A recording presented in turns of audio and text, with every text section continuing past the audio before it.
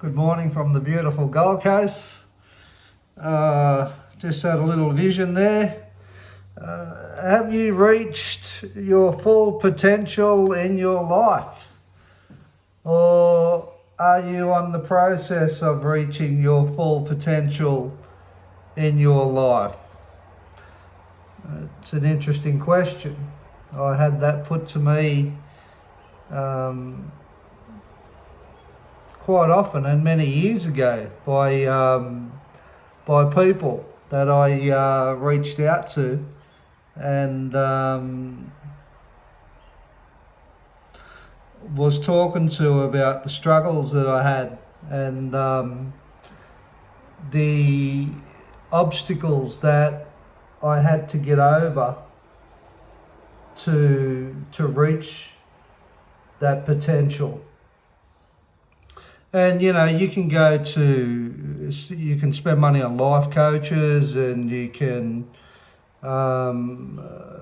look at positive affirmations and motivational speakers, and sure, everybody contributes to getting to your full potential of your dreams and aspirations in your life.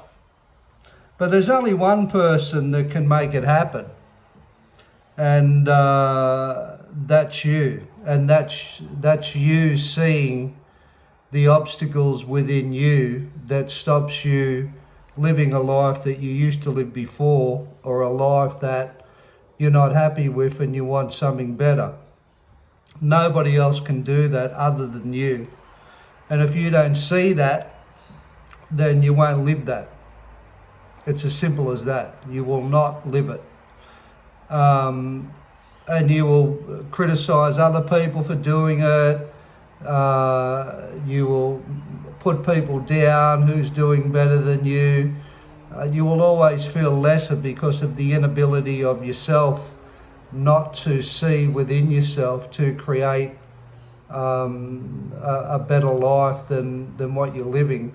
And one of the good identifications for you to have a look at is, are you still living the same way you were living 5 years ago? Are you still living the same way you were living 10 years ago, 15 years ago, 20 years ago? Because that's a great indicator of what you've got over. You can't live the life that you want to live to your full potential if you don't overcome, if you don't change behaviours, if you don't change lifestyle, if you don't change things that you used to do in the past and you're still doing now, or you're not living the future that you want to live now by the things you've done in your past. And of course, you still got to be living that stuff now. You can't break away from living your full potential in the life that you want if the behaviours and the attitudes are not aligning with it. It's impossible to do it. So you've got to ask yourself some serious questions, and you've got to take stock of yourself. And it is in the change within you that's going to give you the opportunity to live a life that you truly desire or truly dream. If you don't change, nothing changes. And it's really hard to change. It's really scary to change. I know people can relate to that. People don't want to step away to what they're familiar with. People don't want to do things that they're used to or they're comfortable with. And me too. Like, I'm a part of that. But to change and to live the life that you want to live, you really need to have a good look at that. And, you've got to also, when you're looking at your behaviours and your attitudes and your lifestyle, you've also got to have a look at things like, why am I like this? Why am I scared to change? What fear is going to be worse than the way I'm living now? Is it better to break away from a lifestyle that I'm not happy with, or I'm not living the dream life that I want? If you're the more aware of your own fears and the more aware of what you're doing and how you're impacting yourself and how you impact others in changing yourself to live that life that you truly deserve and that you truly want, the better the chances are that you're going to live it. But if you're still living as you were years ago, still doing the same things, maybe whining or whinging or drinking or doing nothing, or in the same routine, the same behaviours, doing the same job,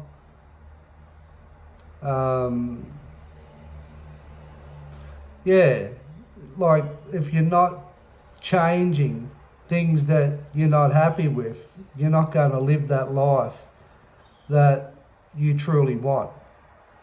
That's as good as it gets. And if you want to have money, or if you want to have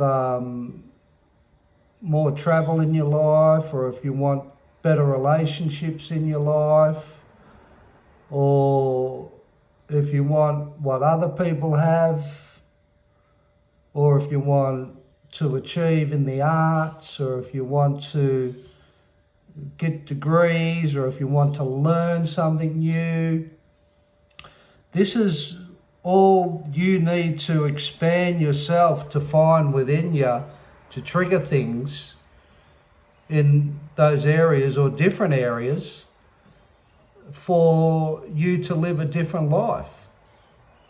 But if you don't see how your attitude and your behaviour stops you from doing that, or I can't do that, I'll never be anything, these people had a better run than me.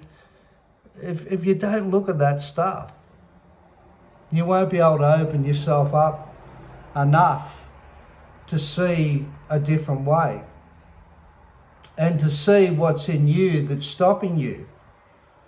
So if you look at yourself, and if you focus on your attitudes and your behaviours and your actions and your reactions and what you do in life and how you conduct yourself and how you cope and stuff like that, then you're going to have a better life. But if you leave it up to chance, or if you leave it up to that's my destiny, I'm not saying that doesn't work 100%, because there's always that element where somebody can go in and buy, if you wanted money, for instance, a lottery ticket, and bingo, they've won it. Or, I'm a firm believer in God.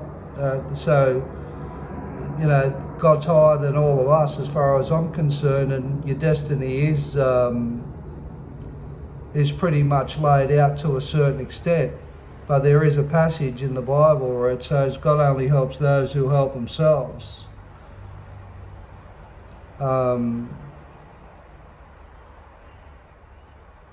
It's a much more purposeful life when you take stock of that, and when you start looking at that, and when you start asking yourself those deep questions. Because it's in asking those deep questions about what you're doing to stop you from living that life that you want to live or are living. And if you speak to most people that are living the life that they want to live, they'll more than likely tell you the process of what they had to overcoming the obstacles within themselves that they had and the hoops they had to jump through to emerge to the other side to get to that life that they want to live. It's so easy, as I said before, to judge people that are living lives that you would like to live and comparing yourself to people.